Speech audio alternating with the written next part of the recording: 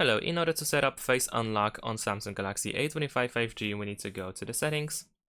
In the settings, we want to scroll down and go to Security and Privacy. Over here, choose Biometrics, and then choose Face Recognition. Now, we need to enter the screen lock password, and if you don't have the screen lock enabled, then you will need to do so before you can actually add face data and use face recognition.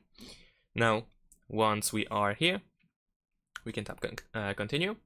We will open the front camera and we need to aim at our face in order to scan our face. If you wear glasses, then you will see this information that you need to take them off and then press continue. Once you are done, you will open the face recognition settings, where you can, for instance, enable and disable the face unlock over here. You can enable and disable the option that allows you to stay in the lock screen when you scan your face successfully. So if you don't want to be in the lock screen after you scan your face, then you can disable this option.